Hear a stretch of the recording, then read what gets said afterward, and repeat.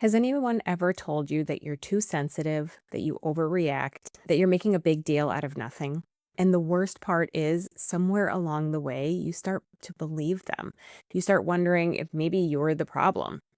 Let me just be really clear here. You are not too sensitive. What is happening inside of you isn't a character flaw. It's not anxiety for no reason, and it's not being dramatic. It's the direct result of living with emotional unavailability and chronic inconsistency. If you're new here, I'm Karen. I'm a relationship coach who has specifically lived through this, and now I help other women do the same. And today we're going to get into why this happens, why it's not your fault, and what you can do about it. When your partner is warm one week and barely texting you the next, your nervous system doesn't just feel disappointed, it can go into a state of panic and threat, scanning, bracing, wondering what version of this person you're going to get today, and trying to calculate how you can adjust yourself to try to keep him close. This is exhausting and it's toxic to your system. Today, we're going to expose all of this for what it actually is. If this dynamic feels familiar to you, it's because your nervous system learned this pattern long before you met your current partner. When you grow up with caregivers who are hot or cold, where things feel good one minute and bad the next without any real explanation, your brain wires itself to expect instability and to protect yourself against it. I worked with a woman whose mother would regularly berate her, criticize her, yell at her, and then right afterwards say, "I was just kidding, you're right." Imagine the psychological whiplash that creates in a child. You are taught that your own gut instinct cannot be trusted. When you start out and your mom's criticizing you, you're thinking one thing, and then 2 seconds later, she changes the script completely. And you're like, I don't even know what's going on. So when you grow up and you get into a relationship where a man is attentive one day and completely different the next, your nervous system goes right back to that childhood state. Here is the truth. When you were a kid, your literal survival depended on those caregivers. So you had to walk on eggshells. You had to wait and see their mood before you could figure out how to act to maintain that relationship.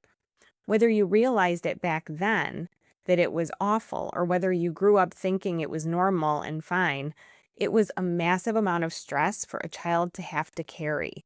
And carrying that same stress as an adult will destroy your inner peace. Now, let me address something that I hear from women regularly.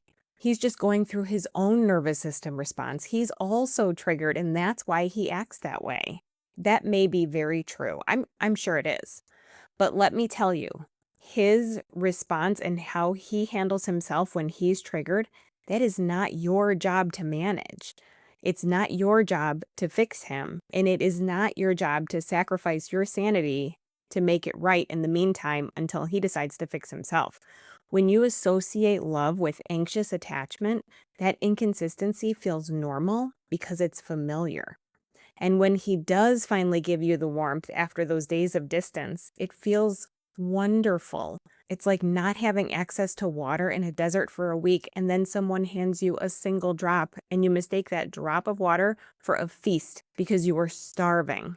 That high can keep you addicted to this cycle of inconsistency. But do you want to know what happens if someone is securely attached and they have healthy attachment in their relationship? When they encounter this behavior, they find it completely unacceptable, and they do not stick around, and they do not accept this as something that they're going to have in their long-term partner. Securely attached or healthy attachment in a relationship, they don't see emotional unavailability as a project they have to fix.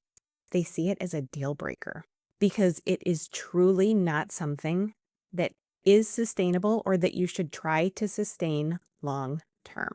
Now, can a relationship like this change? Absolutely. I am always the first person in line to say that people can change. And I think we should give people the opportunity to change depending on the situation and allow space for that. But when you finally confront this pattern in your relationship, he may say the right things. He may even show up differently for a week or two. It has to be long term. We all have bad days, but that is not what I'm talking about. If you keep going back to the same pattern over and over and over again, that is not enough consistent change. And I want you to have higher expectations for yourself. You deserve more. Real change requires demonstrable, consistent effort, accountability, and action over time. Not perfection, but noticeable, sustained effort. A 2-week honeymoon reset followed by a slide right back into the old pattern is not proof of growth. It is a stall tactic. And here's what you need to know about taking your own power back in this situation. The second you realize that a relationship or a situation no longer works for you, that right there is absolutely 100% enough reason to create the change that you need. Hear that again. You do not need more evidence. You don't have to live in an uncomfortable situation over and over and over again before you finally feel like you have enough permission or validation to want something else.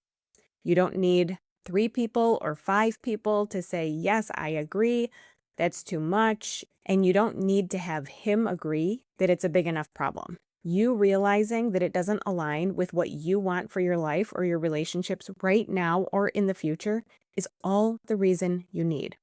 And setting a standard for how you're treated is not mean. It's not selfish. It is the ultimate act of showing up for yourself, and you deserve that. You were not put here to spend your adult life managing someone else's inconsistent moods or waiting around for those bits of affection, hoping they're going to come, not really being sure what it's going to look like.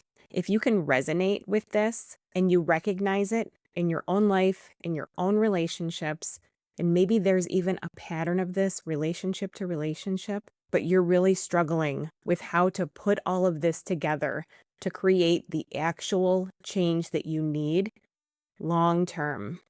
How do I do this? How do I make it something that I'm not going to be dealing with in my next relationship too?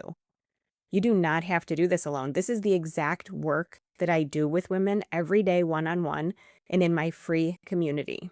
I can help you create safe, grounded space for you to be able to regulate your nervous system and rebuild your self-trust and step into something that feels solid and unshakable for the rest of your life. If you're ready to get this real support, check out the links below to join my free community for women or to schedule a call with me one-on-one. It's time to stop waiting for him to change and to start showing up for yourself. All right, I will see you in the next one.